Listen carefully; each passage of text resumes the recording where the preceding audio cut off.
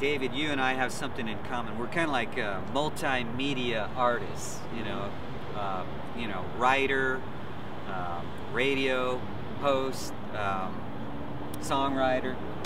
I write songs, you write songs, so you've been in the local scene yourself, you know, not just writing about the local scene, but writing music. So tell us about your music.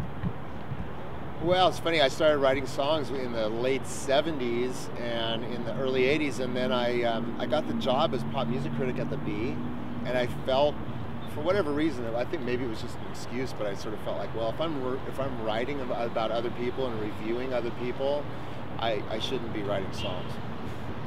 So you stopped? So I stopped literally for like 13 years.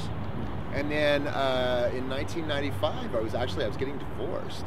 And I came up with this friend of mine, Tracy Walton from Mumbo Gumbo, which was a big band. Is a big band around here. It has been for 20 years. She's an old friend of mine, and we were together, and she gave me a little cassette recording of this little chord change that she'd written, and the words "Say What You Say," and that was it. And so I went home and I listened to it, and it just sparked me in some way, and I had this whole song just sort of pop out using what she'd given me, and then added a bridge and a chorus, and or she actually gave me the chorus, and so I wrote the verse and the bridge. And I gave it to her, and then Mumbo Gumbo turned it into this enormous song that they went on to record, and they've actually played, I don't know if they played it, I'm sure they still probably play it from time to time, but they used to play it all the time. And then I wrote another song, actually 2 more songs with her, and then it's just sort of sparked me, and I just started writing songs. And so I recorded an album at Brian Wheat's house from Tesla, who's the studio that burned down? No, it used to be what's now his bedroom, actually. Oh, okay. Which is a room in the house, and he had an old ADAT player, a 24-track, and so we recorded the album, and I brought in a lot of my friends, Larry Tagg from Bourgeois Tagg, Mike Rowe from the 77s, Michael Gregory, the guitar player, amazing guitar player, now is the Obsession guy in Nashville. Chris Webster from Gumbo came in, Mike Palmer, the bass player, was my best friend, also played on it. A bunch of people, and sort of layered it in and recorded it over a period of time, and then I released that in 1999, and I haven't done anything since. But now that I'm starting to, I'm sort of getting to this point where I'm almost done with working at Insight, and I really want to take some time and do some more creative stuff, because I've been writing about people. Every rock critic, I think, is like really wants to be a rock star. Like every movie critic wants to be a director, right? Yeah. And so so there's like, you know, at some point in your life, you just sort of say, well, if I don't do this pretty soon, it's not going to happen, you know. And I'm the one who has to do it. And so so I'm taking the rest of this year. I'm going to be taking a little bit of a break. I mean, I still got to figure out a way to make a living, but I want to do more stuff like that. Sell songs on iTunes. Yeah, right. Yeah, or podcasts or whatever. I mean, there's a million. The thing is there are a million things to do, or a million ways to do it right now. I have a friend who makes money on eBay. All she does is basically she buys stuff like this at the Goodwill and then flips it for more money. Right. Yeah. I hate that stuff, but I mean, I hate selling stuff and buying stuff. It's like my nightmare is to have to buy something or sell something. But we'll see. I don't know. I have a lot of ideas for things I want to do. I have screenplays. I actually started working on a musical a long time ago.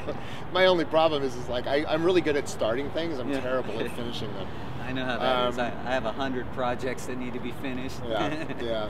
But it's like, if you finish them, you get them started. And for a lot of people, starting is the hard part. So for me, it's just wrapping up and finishing it. And there are a lot of things that people don't realize how much is involved in making anything. Yeah. Even an album, even with home recording gear and your friends and musicians, it takes a lot of time. Yeah. And to get it right and to get it the way it is, what about what Dave Grohl said at the Grammys? He's tired of producers getting every single measure right, and he thinks the live performance is more important than working on the studio perfect sound. Definitely. But that's, agree with that? I totally agree with that. I think that even a lot of the stuff that we think of now as having been incredibly produced, and I mean, Sgt. Pepper, they did that in 4 months, which at the time was an enormous stretch of time. Right. And it probably still is by and large.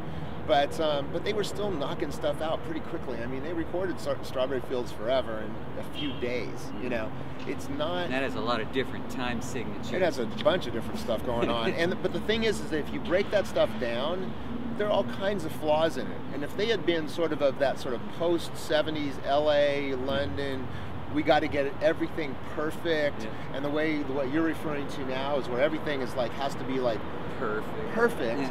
They wouldn't have even released that stuff. I mean, the Beatles did Magical Mystery Tour and Sgt. Pepper in 1 year. Right. And Led Zeppelin and Pink Floyd. Led Zeppelin's first 2 albums they did in like 8 months. Right, and then people say that has flaws on it that they left in just because it wasn't, they weren't bad flaws, you know what I mean? They're flaws that add character. It's like it's like a piece of wood. It's got flaws in it, you know? It's it's authentic. Perfect is overrated in every aspect of life. Life is not perfect. Life is bizarre and unexpected, and then you die.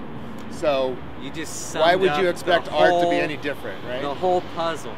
The puzzle I've been working on putting together all my life, you just summarized it. I'm happy to help. Thanks a lot, David. It's been great talking with you. My pleasure. Thank you. Thanks, Joe G, for doing this.